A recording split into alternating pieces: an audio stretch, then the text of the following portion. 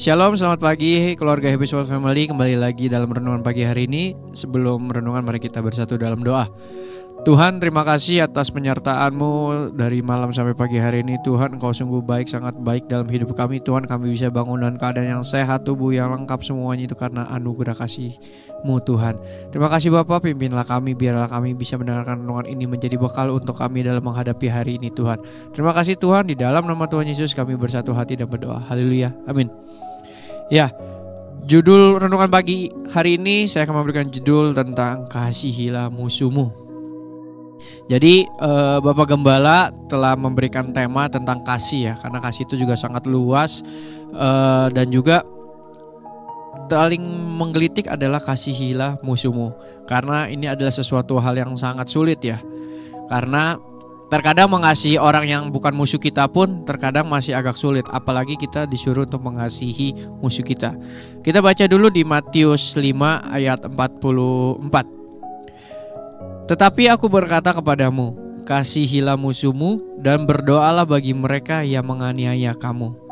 Nah, kemudian juga ada satu ayat juga lagi yang sama kurang lebih, itu di Lukas 6 ayat 27.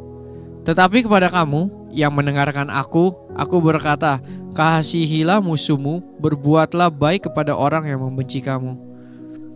Secara manusia kita kalau melihat kok disuruh mengasihi musuh ya, dia aja jahat sama kita, kenapa kita harus baik sama dia? Nah, itulah fungsinya kasih di sini adalah bagaimana Allah itu kasih, Tuhan itu kasih yang membuat kita memiliki kasih gitu. Kalau kita memiliki Tuhan berarti kita memiliki kasih. Karena kesaksian dalam hidup saya adalah bukan mempunyai musuh ya, apa ya? Ada orang yang menyebabkan saya harus masuk ke dalam sekolah gitu, sekolah atau bisa kita sebut dalam di dalam penjara itu selama 1 tahun. Nah, orang itu ketemu saya di dalam, saya pikir ini semua gara-gara lu, gue jadi masuk. Memang gara-gara dia saya jadi ikutan masuk. Satu sisi saya sangat benci banget waktu saat saya pertama kali ketemu dia di dalam. Gara-gara lu semua nih gue bisa sampai mengalami seperti ini, gitu kan. Tapi berjalan seiringnya waktu, Tuhan membentuk saya di dalam sangat luar biasa adalah bahwa dia cuma bilang dalam ini, percuma lu benci sama dia, lu tetap harus mengalami ini, proses yang ini.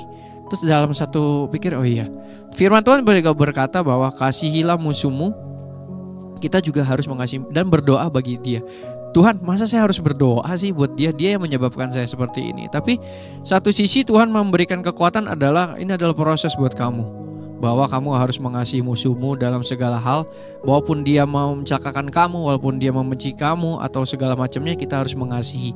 Dan di dalam proses itu juga saya berdoa buat dia adalah ya Tuhan berkati dia, berikan dia kekuatan, biarlah dia bisa bisa melewati apa yang dia lakukan gitu, menerima konsekuensinya gitu atas perbuatan yang dia lakukan. Tapi satu sisi adalah pelajaran yang sangat sulit adalah untuk mengasihi musuh, karena memang gak mudah, sangat sulit, apalagi dalam kondisi tertekan. Semua ini gara-gara dia, kita mengalami hal tersebut yang tidak mengenakan. Tapi di situ justru kita malah berdoa buat dia. Itu menurut saya adalah oh Tuhan, terima kasih ya, ternyata saya bisa mengampuni dengan sebegitunya karena kasih dari Engkau. Karena kalau secara manusia gak mungkin, gara-gara lu gue di sini gitu. Secara kasar itu nggak mungkin secara manusia, tetapi karena Tuhan Yesus itu adalah kasih, Allah itu adalah kasih yang membuat hati kita bisa mengampuni orang yang bersalah kepada kita atau musuh kita. Jadi dengan kita mengasihi musuh atau berdoa buat dia, kita mempunyai hati yang lega. Sebenarnya dalam hati kita tidak ada dendam, tidak ada kepahitan, membuat hidup kita menjadi lebih happy gitu loh. Jadi kalau kita misalnya masih punya dendam sama musuh kita, atau itu juga membuat penyakit buat diri kita sendiri. Kita jadi mikirin dia, bisa ngomongin dia, jadi dosa buat diri kita sendiri. Yang rugi siapa? Diri kita sendiri. Jadi saya cuma memberikan kesaksian hidup saya, itulah kasihilah musuhmu, yang setelah saya terapkan dalam hidup saya itu membuatkan begitu banyak berkat, begitu banyak hati yang lebih gembira. Bukan sesuatu yang rugi buat kita, tetapi justru beruntung buat kita, karena kita tidak mempunyai kepahitan lagi terhadap musuh kita. Biarlah dia, permasalahannya dia mau berubah apa enggak, itu udah urusan dia. Tetapi kita harus bisa mengasihi dia, itu berdoa untuk musuh kita. Kasihilah musuhmu. Saya tidak panjangkan, itu aja renungan saya pagi hari. Mari kita berdoa. Tuhan, terima kasih atas penyertaan-Mu Tuhan, hikmat marifat-Mu Tuhan yang begitu luar biasa, kasih anugerah-Mu. Biarlah kami Tuhan bisa mempunyai kasih Tuhan untuk mengasihi musuh kami, berdoa bagi mereka Tuhan yang menganiaya kami Tuhan, karena Engkau yang mengajarkan kami seperti itu Tuhan. Itu adalah perintah-Mu Tuhan.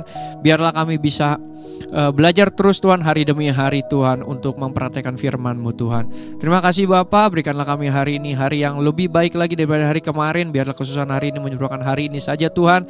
Biar Engkau mencukupkan kami. Terima kasih Bapa, terima kasih Tuhan. Kami bersatu hati dan berdoa. Haleluya, amin.